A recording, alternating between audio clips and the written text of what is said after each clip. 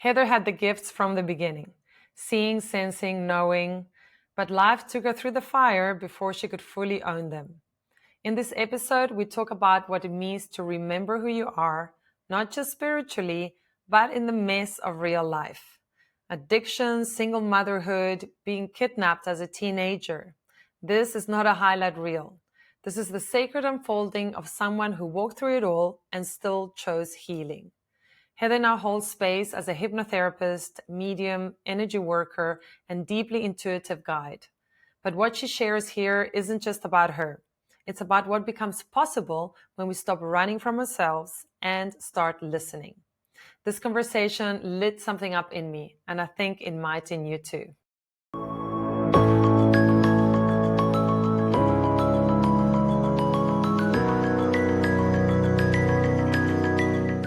Heather Franks, thank you so much for coming to the Orykl Podcast. I think you've got the most qualifications out of the whole Orykl community. You've got a ton. I can't remember how many, but like around 20, maybe more, 30, I don't know. So you have done so many different things.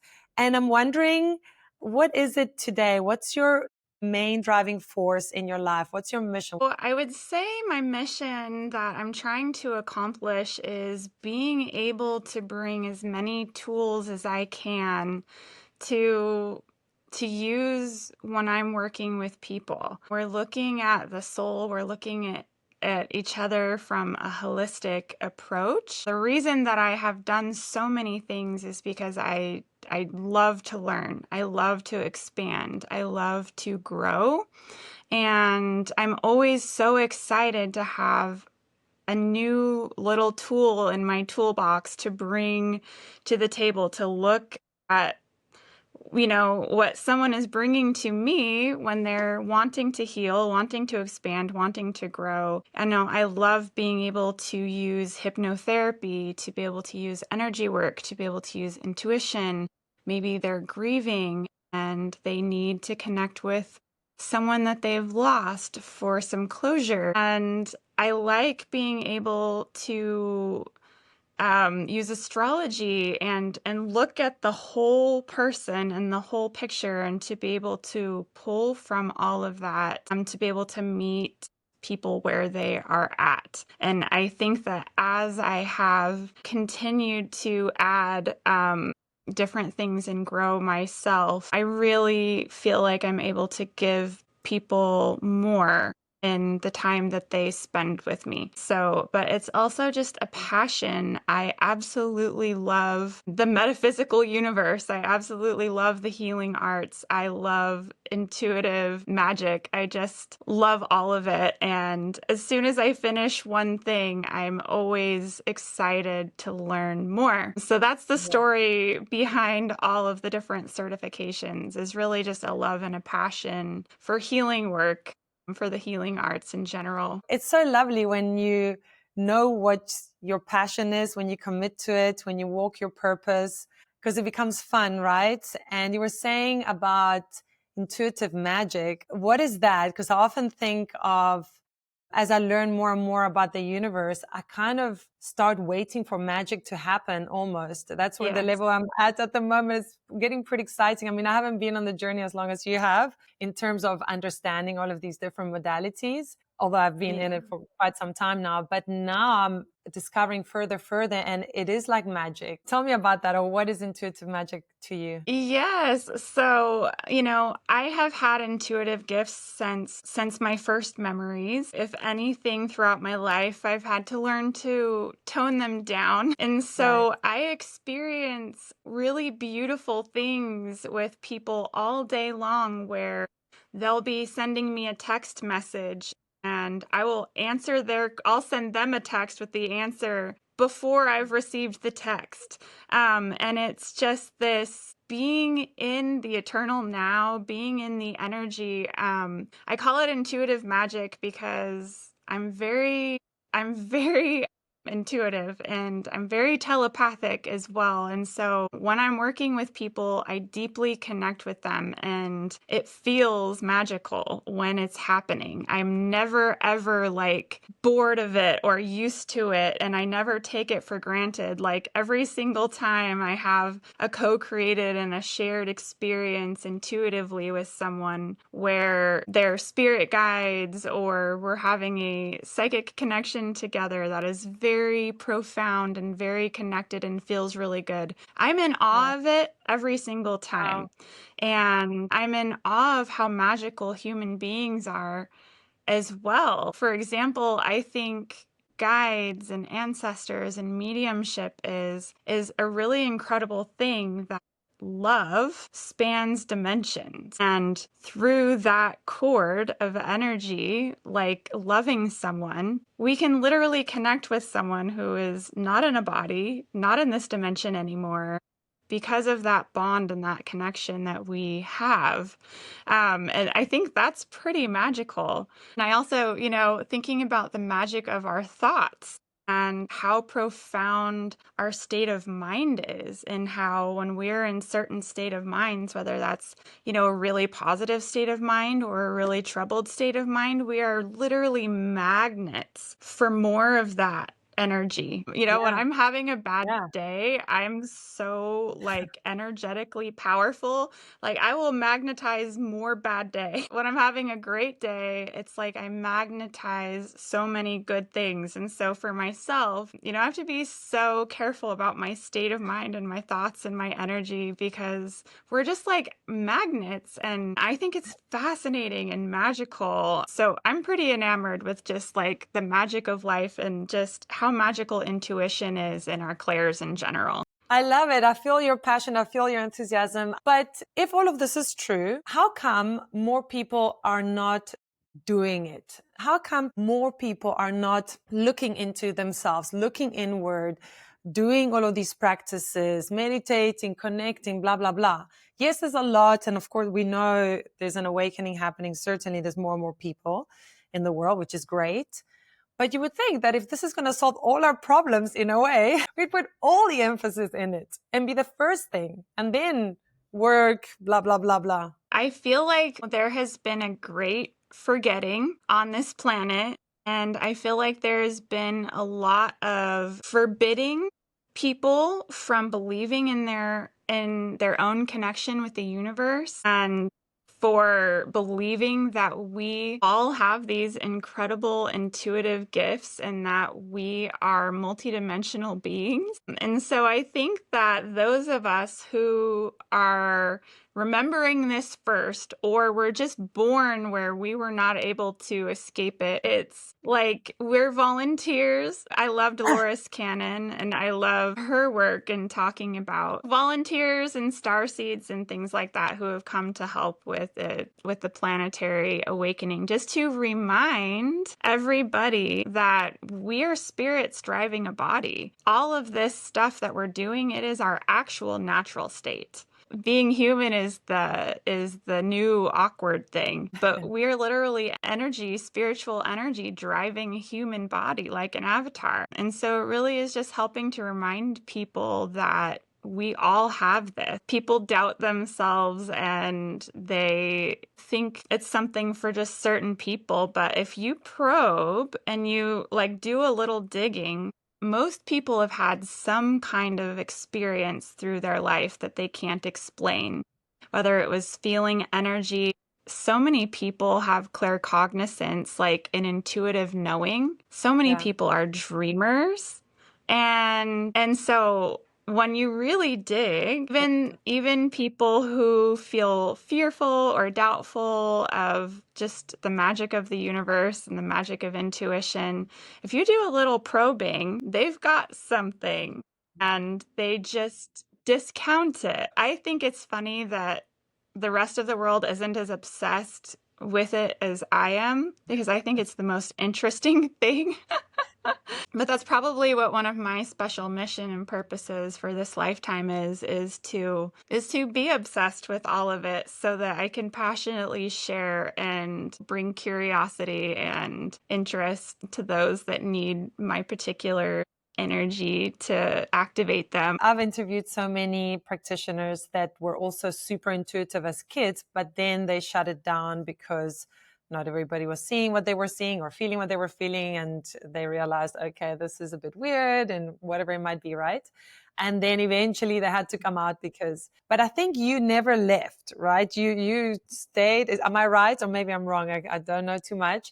And then I'd love to know what happened in the middle, because it's always a catalyst to really going into the work. Like, what was your catalyst for you to get into this? So I remember being like 4, 5 years old, and I remember kind of always communicating with my spirit guides. So I've had this inner dialogue for so long where I did feel and sense energy around me, and I would communicate with that. So many of my family members that I was raised with, they have shared with me like that when I was very young, I would say extremely profound things. I would tell them things that didn't always necessarily make sense, and that I was a very magical child. Some of my earliest memories that I have from about 4 or 5 years old is me communicating with my spirit guides and my spiritual team. During that time, and still to this day, I don't necessarily see them or know who all of them are, but I have a very strong telepathic connection with them. And when I was a little girl, I would spend a lot of time talking and communicating with my spirit guides. About what? Every thought that I had, really. It was like I felt them near me, and it was like just a really cute conversation. I could tell you one kind of a funny example. When I was little, I was raised by my grandmother mostly, and I'll go into that in a minute. But she taught me that, it's rude to talk to anyone like while you're going to the bathroom. So when I was a really little, like my feet didn't even touch the floor. I remember I would be like going potty, and I would be trying to not talk to them. And I would have to tell myself, like, okay, it's rude to talk to you right now, Grandma said. And she meant human beings, like, of course. And so I'd be like, I can't talk to you until I'm done. And I would have to like tell myself, I can't talk to you until I'm done. I can't talk to you until I'm done. So it would just be kind of this constant dialogue feeling my spiritual team. And then as I was growing up, my family told me that I would talk about past lives. I would talk about other times and places, and they didn't say past lives at the time. They just didn't know what I was talking about. They would tell me that I would make up stories, essentially. And now that I look back on it as an adult, I would talk about being royalty and talk about certain kind of outfits that I had. I'd want my grandma to make me an outfit like that. And these are things I'd never seen in a book or heard in a story at 5 years old. And I was asking for very specific clothing because it was what I used to have. So a lot of things like that. Then growing up into being a teenager, I had a little bit of a rough childhood. My mother and father struggled with drug addiction, so I was raised by my grandma and my grandpa most of the time. And when I was 12 years old, I went to live with my mom in an environment that wasn't the best for me. And so by about age 16, I had acquired a drug addiction and was a little wild. And so I actually had some experiences during that time where I was in danger. And like my intuition actually saved my life on several occasions. So I know this podcast isn't super long, so I won't go super deep into those stories. But I was kidnapped for 3 days actually when I was 16 years old, and I was returned unharmed. And I was guided through that experience intuitively by what I think are my angels and my guides. So other situations where I was in danger and had something happening, and that's kind of, I did turn it off for a while because I was, confusing my caregivers quite a bit with some of my stories, I guess we'll call them. Mhm. And so I did start to speak about them less over time, and going to school, and, I did sort of abandon it, but it would come up for me when I was actually in danger or needed help.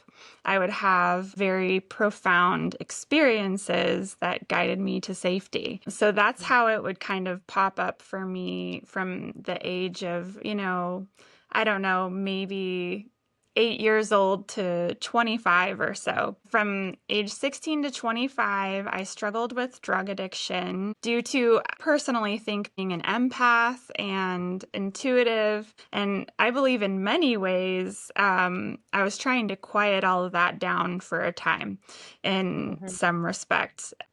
At age 25, I got treatment and help with my drug addiction. And that is what really sparked my healing journey. It was at that time that I started to reconnect with my intuition, and I started to seek my own healing. If I can ask you, what happened? What was the catalyst that eventually got you to look at that? So I have two daughters that I absolutely love tremendously, and I didn't want them to have the same childhood experiences that I did with my mother.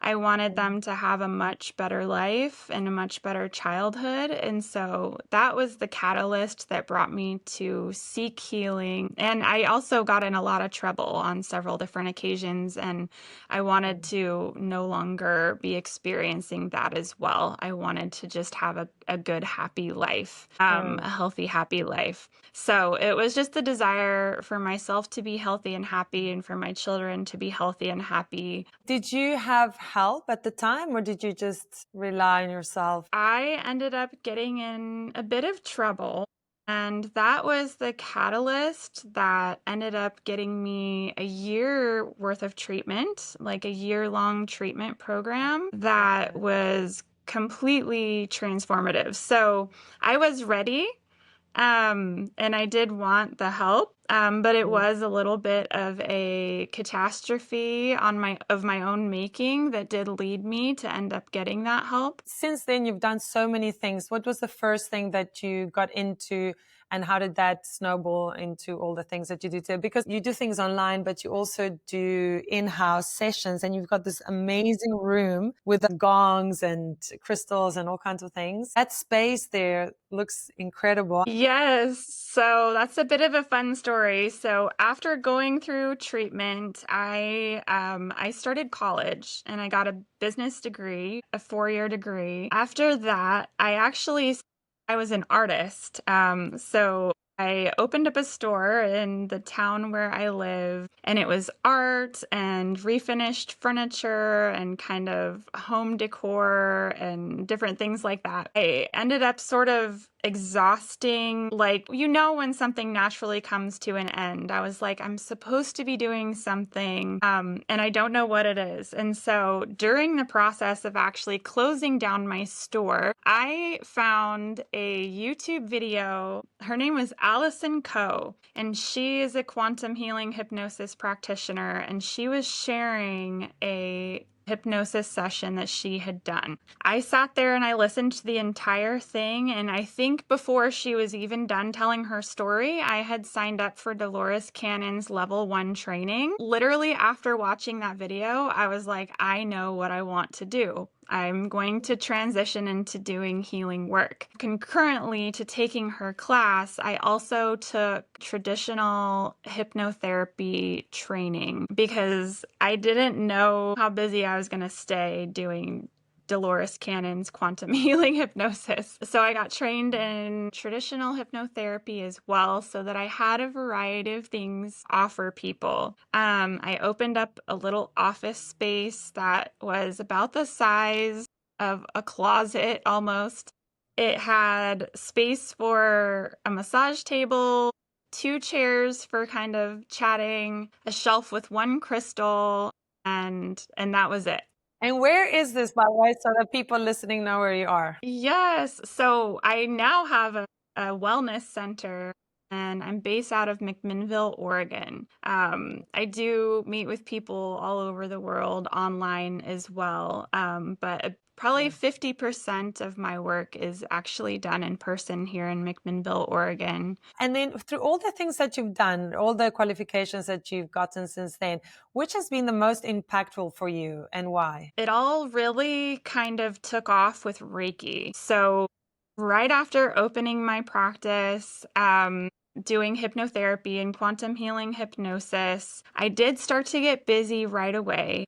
And I took a Reiki 1 course. Before I was even done with Reiki 1, it opened my third eye to like a conscious level of awakening. It was like turning on a light switch. And I would ask people that I was seeing for pain, anxiety, stress, just, very basic life things that we were working through with hypnotherapy. I would say, hey, I'm learning this Reiki thing. Would it be all right if I practiced on you after our session? I would tell them I'm not very good. I'm just learning, but it's beautiful and it might support the work that we're doing. Could I try that with you? Well, immediately before even finishing Reiki 1, I was having beautiful experiences with people, and they were having profound experiences with me from the Reiki. And through that experience, I realized that I had practiced Reiki in many lifetimes. I don't know that it was always called Reiki, but for me, that's what the light switch was it was a remembrance. Once I started connecting to that high vibrational energy, it raised my vibration, it opened up my spiritual gifts, and that's what really catapulted my business and my passion and everything. Because when I'm doing energy work of any kind, really what started to happen was I would have profound psychic experiences where I would see people's past lives sometimes. I started having mediumship abilities and other intuitive gifts where almost like a medical mediumship type of a thing in a way, where I can feel pain in people's body. I can see various chakra blockages, all sorts of things started to happen. And so that is like what really, really sort of changed everything for me, because when I do Reiki for people, it's a very shamanic healing experience. It's a very intuitive, it's like a psychic reading. I get Akashic information. It's really whatever that person needs in that moment. Yeah. If they've set a powerful intention before the session, I seem to be able to channel the information often that they need to get help and to heal. So I took that and I learned every Reiki that there was available, just wanting to take that, wanting to be better. So, I know Reiki is such a simple thing, but it was my activation to really coming home to myself and my intuitive magic, I like to call it. I love what you said, because although I know that you've got many session offerings, a lot of the time you end up giving what the client needs. So I think that the people that trust that the most are often the ones that are the most changed and satisfied, perhaps, because they're very open to the experience. But be that as it may, let's just say one of your typical sessions, let's not name which one, but like the one that combines everything. What would a session be like? And how does that change the client? Yeah, so a typical session is like an hour. We spend the first 5 minutes kind of setting intentions and understanding, okay, what is bringing them to see me that day? What is it that they, when we set powerful intentions together, interestingly enough, often before they even arrive, I start to get a lot. I will feel their spirit guides and their spiritual team. I will often get messages and get a lot of information before we even jump on the call. And I think that has to do with intention as well, because they're thinking about the session and it's like the energy already really starts to connect. And then Most people know my business has really been sort of born by word of mouth. So a lot of the people that find me, it was because their mom had a session or their sister or their friend and on and on and on. And so a lot of people kind of know what, they've heard what to expect a little bit from someone else oftentimes. And so I explained to them a little bit about how my gifts work, which is I never know what's going to come through in a session. I stay like very neutral and just allow whatever it is that the universe needs to speak to them that day to come through. So it can look like so many different things, but typically I start doing energy work, and that's when it's just like a floodgate of channeling, really. So when I'm doing energy work to assist with their vibration and their physical body and anything that they have going on, I start to channel.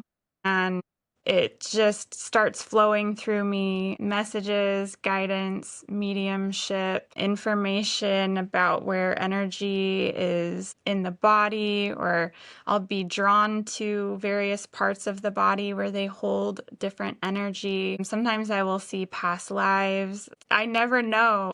I'm just like a blank slate that just has these experiences. A lot of messages from like their spiritual team will come through, and somehow throughout that process, through energy and channeling and intuition and working with their spirit guides, they get what they need and leave feeling comforted and like whatever those intentions that they set, whether it was they needed to feel better or they were grasping at a decision that they're wanting to make in their life, or everyone comes for something different, whether they were grieving, they missed someone that's in the universe now, whatever the case may be, through the hour session, that typically comes through, and then they're able to leave feeling shifted and comforted by the experience that they had. With all that you've learned and all that you know, what is the one thing that you wish that everybody knew and embraced about themselves? I think the one thing that I wish everyone knew and embraced about themselves is that things are okay. Things are as they are meant to be. Sometimes huge challenges that we have in life, like my going through addiction or mistakes I've made in my life, they were always supposed to be that. We are not